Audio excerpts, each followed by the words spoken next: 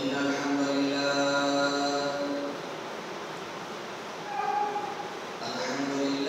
نحمده ونستعينه ونستغفره ونعوذ بالله من شرور أنفسنا ومن سيئات أعمالنا من يهده الله فلا مضل له ومن يضلل فلا هادي له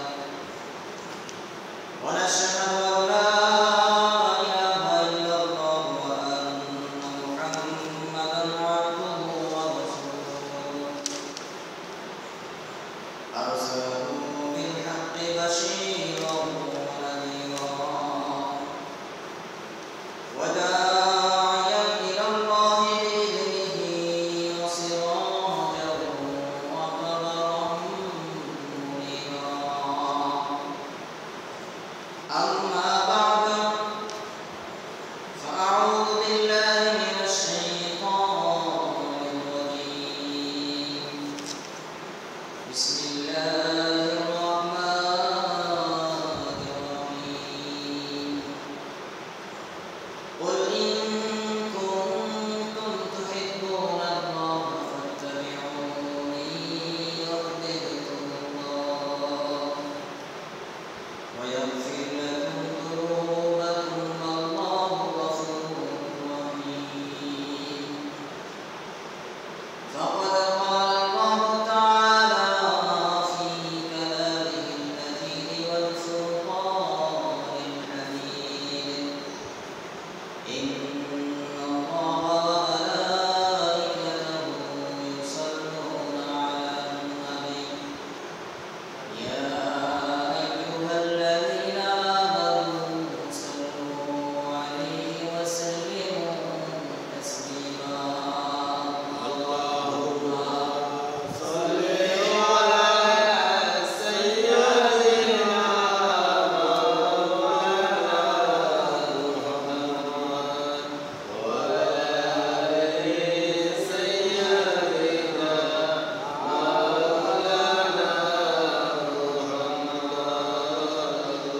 اللهم صل على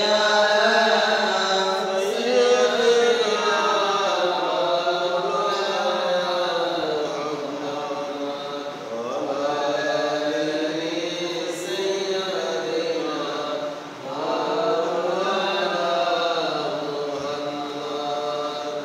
চিন্তা করে দেখো রে মন রাত্র গভীর নিশীথে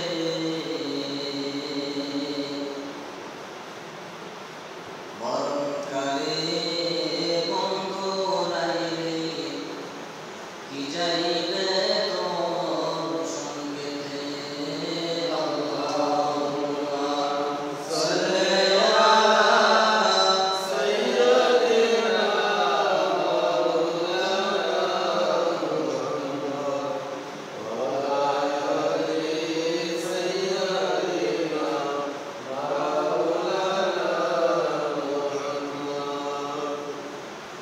আলহামদুলিল্লাহ মহান আল্লাহ রাব্বুল আলামিনের দরবারে লাখো কোটি শুকরিয়া যিনি আমাদেরকে দীর্ঘ এক সপ্তাহ পরে আবার পবিত্র জুমার দিনে তার ঘরে আসার এবং বসার সুযোগ এনায়েত করেছেন সে মহান রব্বুল আলামিনের দরবারে আমরা শুকরিয়া জ্ঞাপন করছি বলি আলহামদুলিল্লাহ আরো শুকরিয়া আদায় করা দরকার যে আমাদের মতো অনেক মানুষ যারা এই সময় দুনিয়ার বিভিন্ন কাজে ব্যস্ত আছে, কেউ কেউ অসুস্থ অবস্থায় হাসপাতালে বেড়ে শুয়ে আছে, তারা মৃত্যুর সঙ্গে পাঞ্জা হইতেছে, আবার কাউকে আল্লাহ নেশাগ্রস্ত অবস্থায় রেখে দুনিয়ার বিভিন্ন জায়গা থেকে রেখেছে। আল্লাহ তাআলা ওই সমস্ত বিপদ আপদ থেকে আমাদেরকে হেফাজত করে তার ঘরে ইবাদতের উদ্দেশ্যে আমাদেরকে হাজির করলেন। এখনো সেই মনিবের দরবারে আমরা আরেকবার শুকরিয়া আদায় করে নিই বলি আলহামদুলিল্লাহ। আল্লাহ তাআলা কোরআনে কারীমের মধ্যে বলেন, যারা আমার নিয়ামত উপভোগ করলো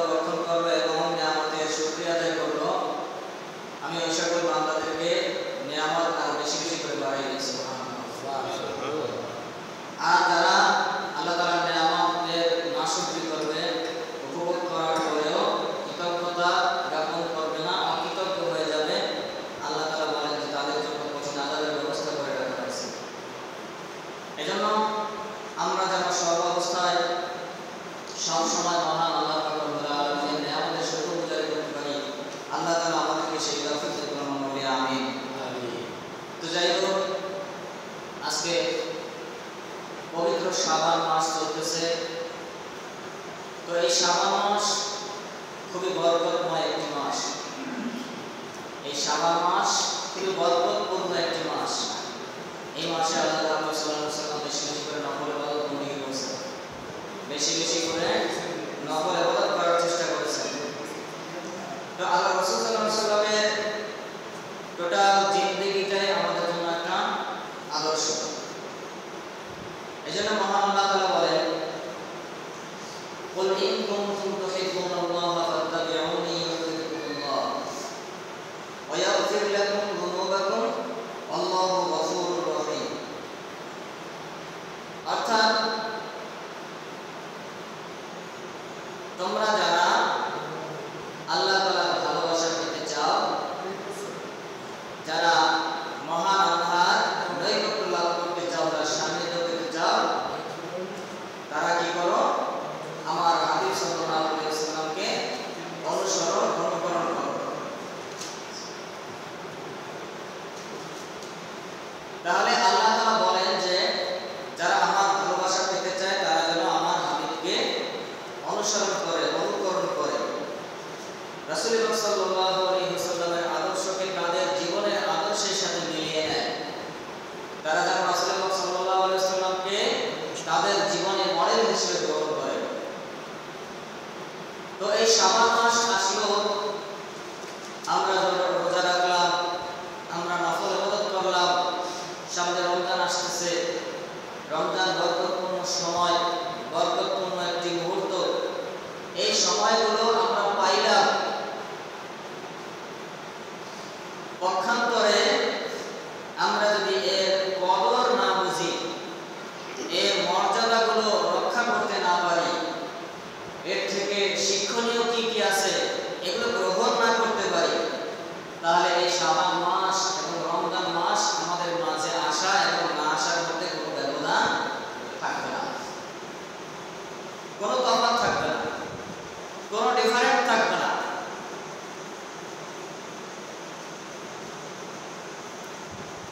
এজন্য এই শাবান মাস চলতেছে।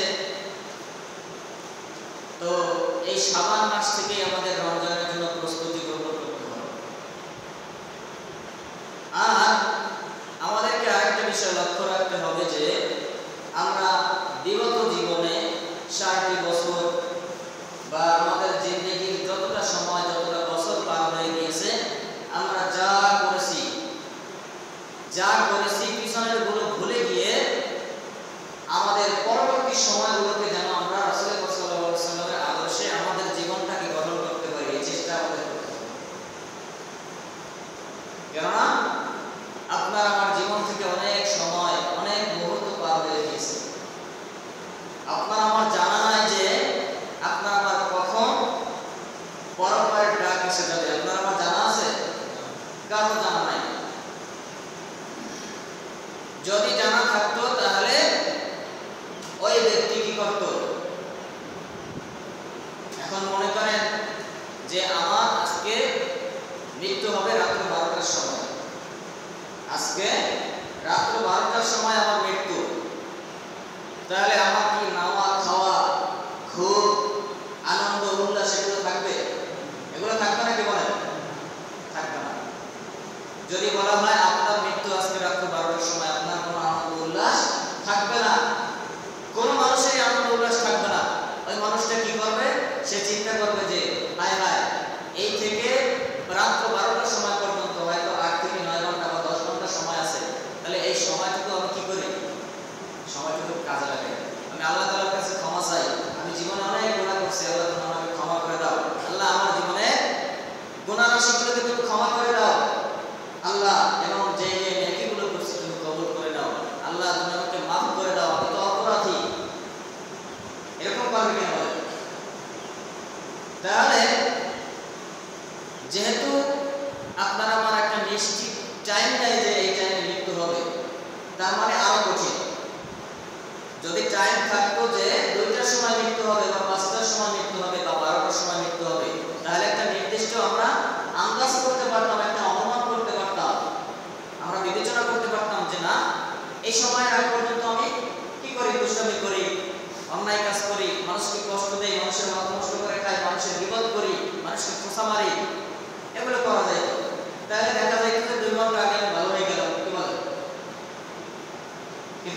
মানুষের নির্দিষ্ট কোনো টাইম দেওয়া নাই, দিয়েছে আল্লাহ তাআলা? নির্দিষ্ট কোনো টাইম দেয় না। তাহলে কিভাবে এই মানুষগুলো মানুষের ক্ষতি করে? কিভাবে এই মানুষ জাতি, এই মনুষ্য জাত কিভাবে মানুষের হক নষ্ট করে? কিভাবে মানুষকে কথার মাধ্যমে কষ্ট দেয়? কিভাবে তার আচরণের মাধ্যমে মানুষের মনের মধ্যে কষ্ট দেয়? একটা কথা আছে, প্রবাদ আছে যে ব্যবহারেই বংশের পরিচয়। আসলে কিন্তু ঠিক। তো বর্তমান সময়ে মানুষ হয়েছে ঠিক, দুনিয়ার মধ্যে মানুষের সংখ্যা বাড়ছে ঠিকই, কিন্তু তাদের মধ্যে মনুষ্যত্ব নাই, তাদের মধ্যে মানবতা নাই। তাদের মধ্য থেকে, হৃদয়ের মধ্য থেকে মানবতা হারিয়ে গেছে।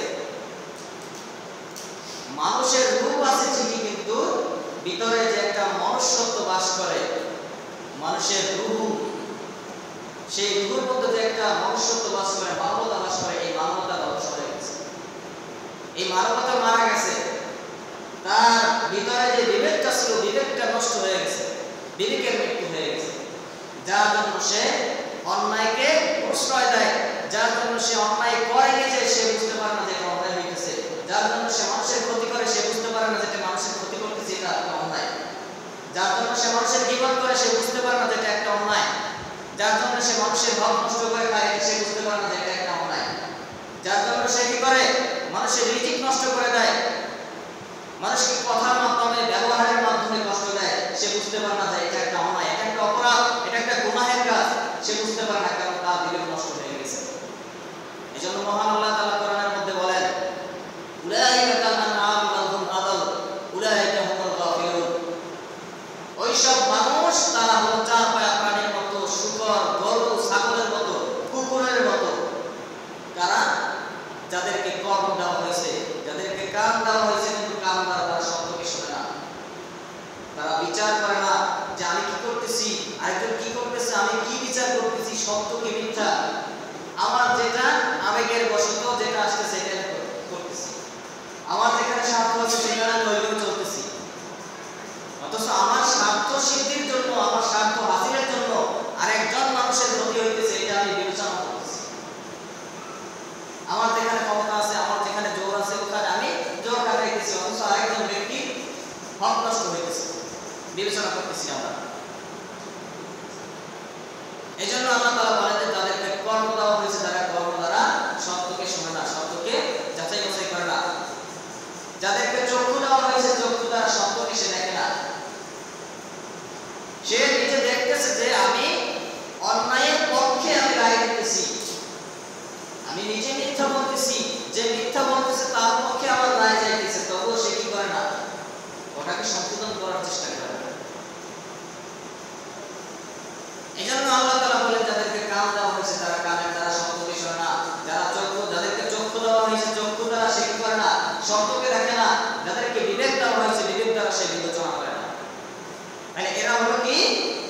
এরা হলো চার পায়া প্রাণীর মতো, গরু, ছাগলের মতো, শূকরের মতো।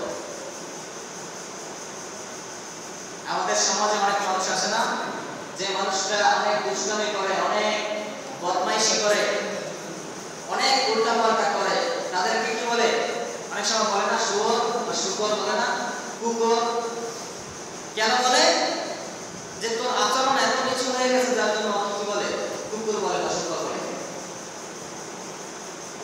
এই জন্য আল্লাহ তাআলা এই উদাহরণটা কোরআন শরীফের মধ্যে টানলেন যে তারা হলো চার পায়া প্রাণীর মতো, চার পায়া জন্তুর মতো। যখন তারা তাদের চক্ষু দ্বারা সত্যকে দেখবে না, কানের দ্বারা সত্যকে শুনবে না, তাদের বিবেকের দ্বারা বিবেচনা করবে না, সত্য মিথ্যা যাচাই করবে না,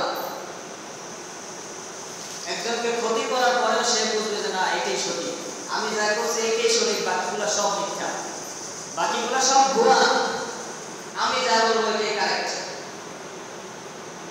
ওই যেমন একটা কথা আছে না, যে সব কিছু মানি কিন্তু তার কাজটা আমার। বুঝতে পারছেন? তাহলে আপনি যা বিচার করবেন সব মানি, কিন্তু সময় মতো তার কাছে দেবে, তার কাছে আমার সারা দেবে না। তাহলে এরকম যদি হয়, এরকম যদি ফয়সালা হয়, এরকম যদি বিচার হয়, তাহলে বোঝা যাবে যে আমাদের বিবেকে গন্ডগোল আছে, আমাদের বিবেক নষ্ট হয়ে গেছে। এই জন্য দুনিয়ার মধ্যে একটা কথা আছে যে বাড়ছে জনসংখ্যা,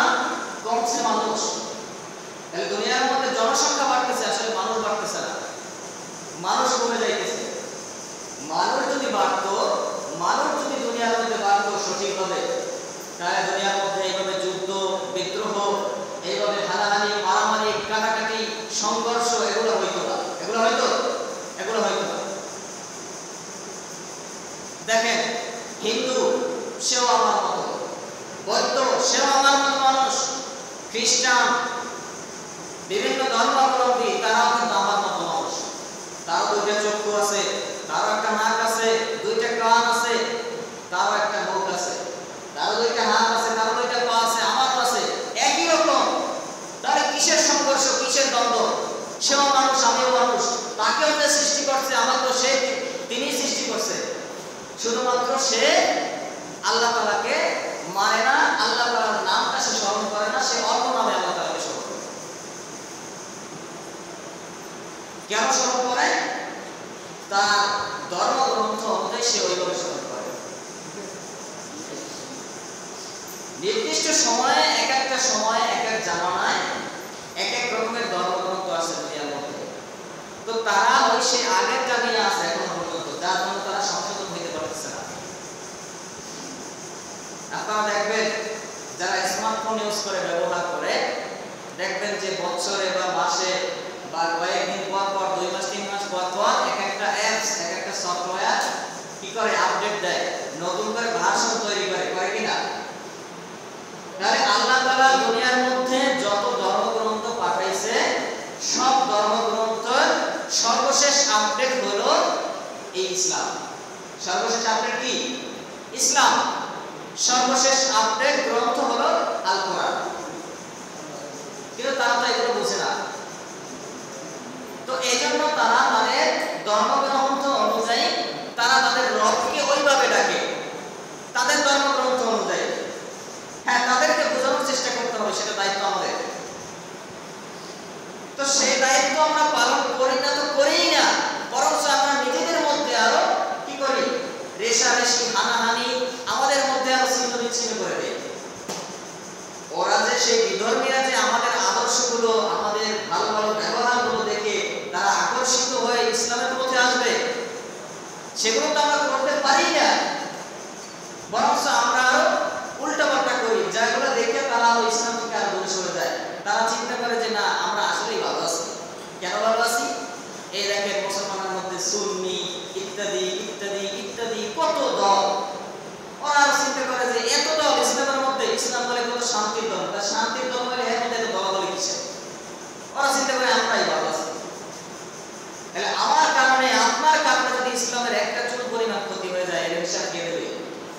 এর দায়ভার কে নেবে? আপনি একটা মানুষের ক্ষতি করতেছেন, একটা মানুষের হক নষ্ট করে খাইতেছেন, কেন করতেছেন? এর জবাব দেওয়া লাগবে না? আমরা কথা না বলি, কথা বললে কিন্তু বয়ান করা যায় না। তাহলে এই যে শাবান মাস চলতেছে, আমরা শুধুমাত্র মনে করলাম যে শবে বরাত আসলো, শবে বরাতে আল্লাহ তাআলার কাছে এক রাত্র কোরআন তেলাওয়াত করলাম, জিকির করলাম, নামাজ পড়লাম, তাহাজ্জুদ করলাম, জিকির আজকার কইরা, ইবাদত বন্দেগী কইরা, চোখের পানি দিয়া মসজিদ ভাসাই দিলাম, শেষ। সব গুনাহ ক্ষমা হয়ে গেছে। আবার পরবর্তী দিন থেকে আবার শুরু হয়ে যাবে আমাদের উল্টাপাল্টা কাজ। শেষ, সব মাফ হয়ে যাবে। এত সহজ না। এত যদি সহজ হইতো তাহলে যারা চাকরি করে, যারা জব করে বিভিন্ন কোম্পানিতে, সরকারি হোক বা বেসরকারি হোক, তারা সারাটি বছর কাজ করতো না। সারাটি বছর কাজ করার পরে ঈদে, কোরবানিতে, নববর্ষের সময়, ইংরেজি হোক, বাংলা নববর্ষ হোক, বিভিন্ন টাইমে সরকারি দপ্তর থেকে বা ওই কোম্পানির তরফ থেকে তারা কি করে? ওই যে ব্যক্তি কাজ করছে, সারা বছর চাকরি করছে, তাকে পুরস্কার দেয়, তাকে গিফট দেয় কিনা বলেন? তাহলে সেই ব্যক্তি সারাটি বছর ওই কোম্পানির সাথে লেগে থাকার কারণে, ওই অফিসের সাথে কাজ করার কারণে তাকে বোনাস দিতেছে। এখন সে যদি সারাটি বছর ওই মালিকের অফিসে কাজ না করিয়া সে যদি বোনাসের টাইমে যদি সে যায় অফিসে, বস আমি আসছি, আপনাকে খুব ভালোবাসি, আপনার কোম্পানিকে খুব ভালোবাসি, বসে কইব বাবা তোমার মতো আর আদরের লক্ষ্মী কে আছে, এটা বলবো না? এই সময় কি করবে? সব মেরে দূরে সরাই দিবে। সারাটা বছর আমার কোম্পানি তুমি দেখাশোনা করো নাই, আমার কোম্পানিতে আসো নাই, তুমি কাজ করো নাই, তুমি আসলে এখন বোনাস নেওয়ার জন্য। বোনাস দেবে, খুব আদর করে বোনাস দেবে। তাহলে দুনিয়ার সাধারণ একজন মানুষটা কোম্পানিতে অথবা সরকারি চাকরি হোক, সেখানে যদি আমরা সারাটা বছর কাজ না করে বোনাসের টাইমে যাই বোনাস আশা করতে না পারি, তাহলে সেই আল্লাহ তাআলার কাছে কিভাবে আমরা সারাটি বছর আল্লাহ তাআলার নাফরমানি করলাম, আল্লাহর হুকুমগুলো মানলাম না, মানুষের হকগুলো নষ্ট করলাম, মানুষের গীবত করলাম, মানুষের ক্ষতি করলাম, মানুষের রিজিকগুলোকে নষ্ট করে দিলাম, মানুষের খোঁচা মারলাম, কার কি দোষ আছে, কার কি আছে কি নাই, এগুলো নিয়ে কথা বললাম, তাহলে সেই আল্লাহ তাআলা শবে বরাতের সময়, শবে কদরের সময়, ঈদুল ফিতরের সময়, ঈদুল আজহার সময় কিভাবে আমাদেরকে বোনাস দেবে বলেন? এজন্য সারাটি বছর আল্লাহ তাআলা সেই দিনের পথে থাকতে হবে। তাহলে আপনার সময় যখন বোনাসের সময় আসবে তখন আপনি বোনাস পাবেন। আর যদি সারাটি বছর আল্লাহ তাআলার দিনের পথে না থাকতে পারেন, আল্লাহ তাআলার দিনকে অনুসরণ করতে না পারেন, তাহলে ওইখানে কিন্তু বোনাস আশা করা বোকামি ছাড়া আর কিছুই না, নিছক বোকামি এটা। এজন্য আসুন, বিগত জীবনে আমাদের যা হয়ে গেছে গেছে, আজ থেকে এই আজকে শুক্রবার থেকে এই শবে বরাত থেকে, এই শবে বরাতের মাস শাবান মাস থেকে আমরা সংকল্পবদ্ধ হই, আমরা ইরাদা করি, এখান থেকে আমরা প্রমিস করি, এখান থেকে আমরা আল্লাহ তাআলার কাছে শপথ করি, কসম করি যে হে আল্লাহ, আজকে থেকে আমি ভালো হয়ে যাব, আজকে থেকে কোনো মানুষের কি করব না, হক নষ্ট করব না, কোনো মানুষকে কষ্ট দেব না, কোনো মানুষের গীবত করব না, কোনো মানুষের ছিদ্রান্বেষণ করব না। আল্লাহ রাসূল সাল্লাল্লাহু আলাইহি ওয়াসাল্লাম বলেন যে তোমরা কি করো না, মানুষের ছিদ্রান্বেষণ করিও না। আর যদি কোনো ব্যক্তি কোনো মানুষের একটা দোষ দুনিয়ার মধ্যে গোপন রাখতে পারে, আল্লাহ তাআলা কিয়ামতের দিন ওই ব্যক্তির 100 দোষ গোপন রাখবে। সুবহানাল্লাহ। তাহলে আপনি কি করলেন?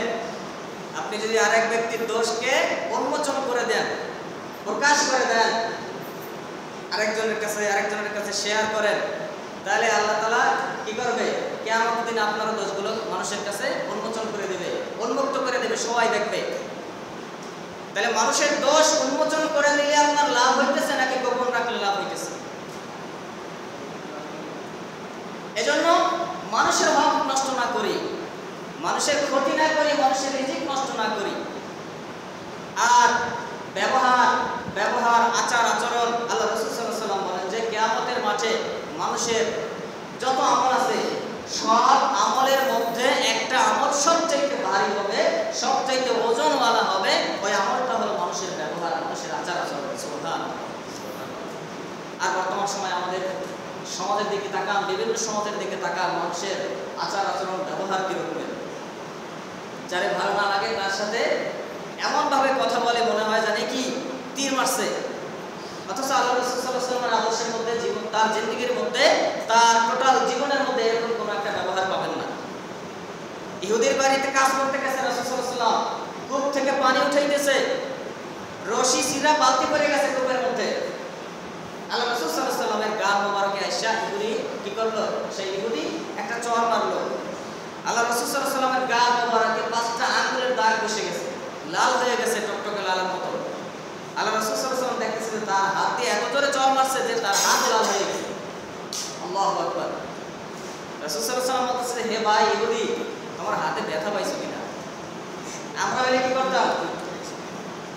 ওরে দেখো, ওরে শয়তান, ওরে বাটপার, কত কিছু কই আমরা কি করতাম? আয় করে এখন ধরি, দেখি করে বাঁচাই, তুই আমার জ্বর মারলি, করতাম না আমরা এগুলো? অথচ আমরা সেই রাসূল সাল্লাল্লাহু আলাইহি ওয়াসাল্লামকে ভালোবাসি, আমরা মুখে স্বীকার করি, ইয়া নবী সালামু আলাইকা, হে রাসূল আপনাকে আমরা ভালোবাসি, অন্তরে শুধু মুখে না। তাহলে শুধু মুখে মুখে আমাদের ভালোবাসা আছে, অথচ ভালোবাসা বা ঈমান, এই রাসূল সাল্লাল্লাহু আলাইহি ওয়াসাল্লামকে ভালোবাসা, এটা কিন্তু ঈমানের মধ্যে। আর ঈমানের 3টা স্তর। ঈমানের কয়টা স্তর বলেন? 3টা স্তর। মুখে স্বীকার করা লাগবে, আপনি যে মুসলমান, আপনি যে আল্লাহ তাআলাকে ভালোবাসেন, আপনি যে রাসূল সাল্লাল্লাহু আলাইহি ওয়াসাল্লামকে ভালোবাসেন, আপনি যে মুসলমান একজন, আপনি যে ভালো ভালো কাজ করেন, আপনার মুখে স্বীকার করতে হবে। এরপরে আপনার অন্তরে বিশ্বাস করতে হবে, এরপরে কাজে পরিণত করে দেখাইতে হবে। এখন আমি যদি বলি যে বন্ধু, হে দোস্ত, হে আমার প্রিয় মানুষ, তোমাকে আমি অনেক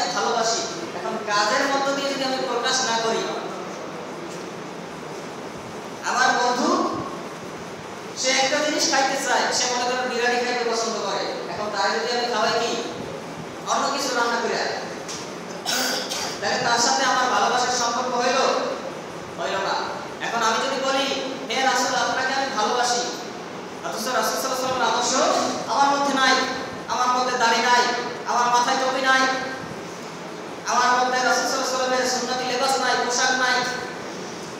রাসূল সাল্লাল্লাহু আলাইহি ওয়াসাল্লাম টাকনুর নিচে পোশাক পরতে নিষেধ করছেন। আমার টাকনুর নিচে ঠিকই পোশাক আছে। যখন মসজিদে ঢুকি তখন একটু জাগাই, তখন জাগাই আবার বের হওয়ার সময় আবার কি করি, আবার ওইগুলো ছেড়ে দেই। অর্থাৎ আমরা পোশাক পরি মনে হয় যেন পাজামা বা লুঙ্গি প্যান্ট এগুলো মনে হয় পরি যেন রাস্তা পরিষ্কার করার জন্য, ঠিক না? তাহলে রাস্তা পরিষ্কার করার জন্য যদি আপনি প্যান্ট পরেন তাহলে তো ওই প্যান্ট দিয়ে আপনার মসজিদে এসে নামাজ পড়লে নামাজ হইবে না। কারণ রাস্তায় অনেক ধরনের ময়লা থাকে, অনেক ধরনের ময়লা থাকে, নাপাকি থাকতে পারে। তাহলে ওগুলো যদি আপনার প্যান্টের সাথে, আপনার পাজামার সাথে, আপনার লুঙ্গির সাথে মেখে যায়, ওই লুঙ্গি পাজামা প্যান্ট আপনি আবার মসজিদে এসে আপনি কি করলেন, জায়গায় আবার নামাজ পড়লেন, আপনার নামাজ হইবে? অথচ আমরা বলি হে রাসূল আপনাকে আমরা ভালোবাসি, অথচ কাজের সাথে কথার সাথে কোনো মিল নাই। রাসূল সাল্লাল্লাহু আলাইহি ওয়াসাল্লামকে ভালোবাসি আমরা, রাসূলের আদর্শ আমরা গ্রহণ করতে পারি নাই। আমার মুখে দাড়ি নাই, মাথায় টুপি নাই, পাঞ্জাবি নাই, রাসূল সাল্লাল্লাহু আলাইহি ওয়াসাল্লামের ব্যবহার আমার ব্যবহারের সাথে মিলে না। রাসূল সাল্লাল্লাহু আলাইহি ওয়াসাল্লাম যে রকমের ব্যবহার করছে মানুষের সাথে, আমার ওই রকমের ব্যবহার নাই। মানুষের সাথে কর্কশ ভাষায় কথা বলি। আবার কিছু কিছু সময় দেখা যায় যে মানুষ এমন ভাবে অ্যাঙ্গেলে কথা বলে, অর্থাৎ তার ভিতরে যাইয়া যাতে আঘাত লাগে, সে যাতে কষ্ট পায় একটা জোরে একটা কথা বলে। এরকম কিন্তু অনেক ধরনের মানুষ আছে যে সে কি করবে না, বাজাবাজি করবে না, সে কি করবে, খোসা মারবে, খোসা মারিয়া মশা নিয়ে চলে দিবে। বুঝতে পারছেন? তাহলে সে এমন ভাবে কথা বলবে যে তার অপর ব্যক্তির সামনে যে ব্যক্তি আছে ওই ব্যক্তির হৃদয়ে লাগে এবং সে ব্যথা পায় একটা কঠিন কথা বলবে। তাহলে এগুলো থেকে সাবধান। আল্লাহ রাসূল সাল্লাল্লাহু আলাইহি ওয়াসাল্লামের সামনে এক সাহাবী, সম্ভবত আবু বকর রাদিয়াল্লাহু তাআলা আনহু, তাকে এক ইহুদি গালি দিতেছিল। এরপরে ওই সাহাবী খুব কষ্ট পাইতেছিলেন, মুখখানা মলিন হয়ে গেছে। আর অপর দিক থেকে রাসূলুল্লাহ সাল্লাল্লাহু আলাইহি ওয়াসাল্লাম এগুলো দেখে তিনি কি করতেছে, মুস্কি মুস্কি হাসতেছে। এখন সাহাবীর অন্তরে আরো ব্যথা লাগতেছে যে আমারে গালি দিতেছে আর রাসূল সাল্লাল্লাহু আলাইহি ওয়াসাল্লাম দেখে দেখে হাসে। তো উনি কি করছে, প্রতি উত্তরে একটা কথা বলে বলাইছে, উনি একটা কঠিন কথা বলে বলাইছে। তো এখন রাসূল সাল্লাল্লাহু আলাইহি ওয়াসাল্লাম মুখখানা মলিন হয়ে গেছে, উনি আর হাসতেছে না। এখন এটা দেখে আরো কষ্ট লাগছে, সাহাবী ওখান থেকে চলে গেছে। পরবর্তী সময়ে রাসূল সাল্লাল্লাহু আলাইহি ওয়াসাল্লামের কাছে যখন রাগ কমছে তখন এসে জিজ্ঞেস করলেন যে ইয়া রাসূলুল্লাহ, আমাকে ইহুদি সে গালি দিতেছে আর আপনি হাসতেছেন, আর আমি যখন একটা প্রতিউত্তর দিয়ে ফেলেছি তখন আপনার মুখখানা মলিন হয়ে গেছে, এর কারণ কি আমি জানতে চাই। রাসূল সাল্লাল্লাহু আলাইহি ওয়াসাল্লাম বলেন যে হে আমার সাহাবী, প্রাণপ্রিয় সাহাবী, তুমি শুনে রাখো, তোমাকে যখন ওই ইহুদি গালি দিতেছিল তখন ওই ইহুদির উপরে আল্লাহ তাআলা গজবের ফেরেশতারা তার উপরে গজব নাযিল করতেছিল, আর তোমার উপরে আল্লাহর রহমতের ফেরেশতারা তোমার উপর রহমত নাযিল করতেছিল। সুবহানাল্লাহ। আর তুমি যখন ওই কথার প্রতিউত্তর দিয়ে বলেছো, তোমার পক্ষে যে রহমতের ফেরেশতাগুলো আছে ওই ফেরেশতাগুলো আল্লাহ তাআলা উঠাই দিয়েছে। তাহলে আমি যে আরেক ব্যক্তিকে কষ্ট দিতেছি কথার মাধ্যমে, খোসা মারিয়া, তাহলে এতে আমার উপরে গজব আসতেছে, আর যাকে আমি কষ্ট দিতেছি তার উপর কিন্তু আল্লাহর রহমত ঠিকই আসতেছে। হয়তো আমরা দেখতে পাই না, অথচ রাসূল সাল্লাল্লাহু আলাইহি ওয়াসাল্লাম যদি এই জামানায় থাকতেন ঠিকই দেখতে পারতেন। তাহলে আমরা রাসূল সাল্লাল্লাহু আলাইহি ওয়াসাল্লামকে ভালোবাসি ঠিকই, ভালোবাসি মুখে বলি ঠিকই, কিন্তু কাজে আমাদের প্রমাণ নাই, কাজের সাথে কথার সাথে মিল নাই। যদি থাকতো তাহলে কোনো মুসলমানের সন্তান তার মুসলমানের সন্তানকে কষ্ট দিতে পারতো না। আবার আরেক হাদিসের মধ্যে আল্লাহ রাসূল সাল্লাল্লাহু আলাইহি ওয়াসাল্লাম বলেন যে কোনো ব্যক্তি যদি কোনো মুসলমানকে ধোঁকা দেয় বা কষ্ট দেয়, সে আমার উম্মতের মধ্যে আর শামিল থাকে না, সে আমার উম্মত না। নাউযুবিল্লাহ। কত বড় কঠিন একটা কথা যে আপনি যদি কোনো একজন মুসলমানকে কষ্ট দেন, সে হোক নিম্ন শ্রেণীর মুসলমান, সে হোক নিম্ন পর্যায়ের ইমানের মুসলমান, তাকে যদি আপনি কষ্ট দেন তাহলে আপনি কি আল্লাহ রাসূল সাল্লাল্লাহু আলাইহি ওয়াসাল্লামের উম্মতের মধ্যে থাকবেন না। কারণ আল্লাহ রাসূল সাল্লাল্লাহু আলাইহি ওয়াসাল্লাম জীবনে কাউকে ধোঁকা দেয় না। ধোঁকা দিয়েছে? ধোঁকা দেয় নাই।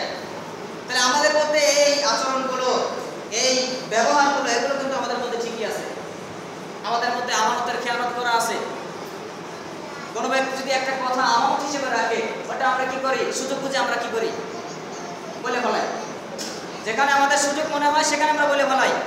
অথচ আল্লাহ রাসূল সাল্লাল্লাহু আলাইহি ওয়াসাল্লাম তিনি যখন যুদ্ধ করতেন কাফেরদের সাথে, ওই কাফেররা যুদ্ধে যাওয়ার পূর্বে ও রাসূল সাল্লাল্লাহু আলাইহি ওয়াসাল্লামের কাছে তার মাল সামানা, তার আসবাবপত্র আমানত রাখতো। সুবহানাল্লাহ।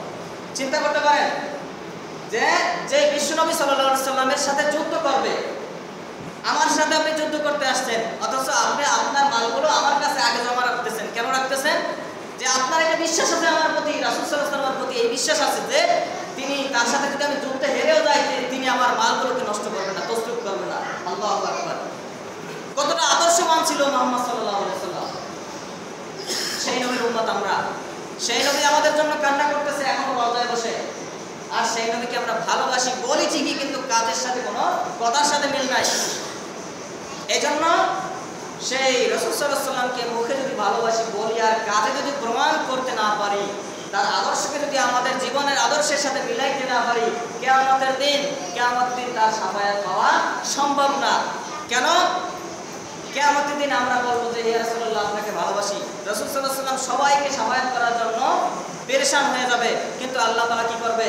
যারা নাফরমান ছিল, যারা রাসূল সাল্লাল্লাহু আলাইহি ওয়াসাল্লামকে সত্যিকার অর্থে ভালোবাসে নাই, রাসূল সাল্লাল্লাহু আলাইহি ওয়াসাল্লামকে আদর্শ হিসেবে, মডেল হিসেবে অনুকরণ করে নাই, গ্রহণ করে নাই, তাদের সামনে আর রাসূল সাল্লাল্লাহু আলাইহি ওয়াসাল্লামের সামনে একটা কালো একটা পর্দা বিছিয়ে দেওয়া হইবে। রাসূল সাল্লাল্লাহু আলাইহি ওয়াসাল্লাম ওইসব নাফরমান ব্যক্তিদেরকে আর দেখতে পাইবে না, আর তাদেরকেও শাফায়াত করার সুযোগ পাবে না।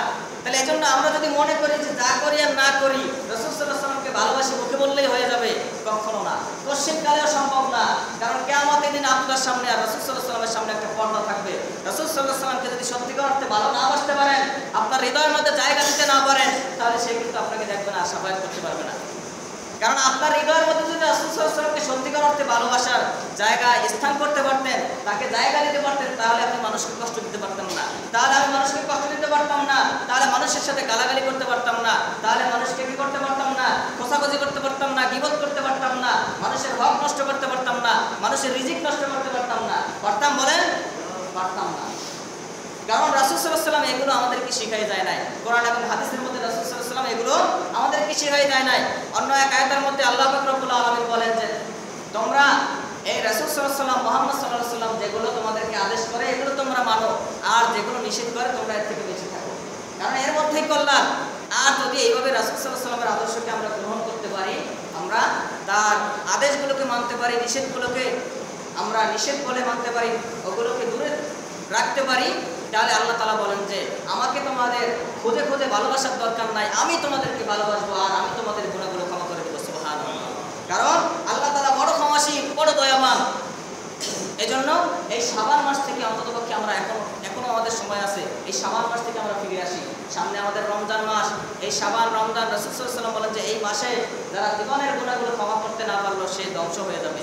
এজন্য সন্তান আমাদের এখনো সময় আছে, আমরা যদি এই মুহূর্ত থেকে ফিরে আসতে পারি আল্লাহ তাআলা আমাদেরকে মাফ করে দিবেন এবং যত গুনাহ হয়ে গেছে ওগুলো মাফ করে দিবেন। কিন্তু বান্দার যে হকগুলো নষ্ট করছে এগুলো বান্দার কাছ থেকে ক্ষমা করতে হবে, কারণ মানুষকে কষ্ট দিলে তার কাছ থেকে ক্ষমা চাইতে হবে, নচেত এগুলো মাফ হবে না। তো যাই হোক, যে কথাগুলো বললাম এবং শুনলাম, আল্লাহ পাক রব্বুল আলামিন যেন আমাদের সবাইকে কথাগুলোর উপরে আমল করার তৌফিক দান করেন, আমরা বলি আমিন। ওয়া আখিরু দাওয়ানা আলহামদুলিল্লাহি রাব্বিল আলামিন। আসসালামু আলাইকুম ওয়া রাহমাতুল্লাহ।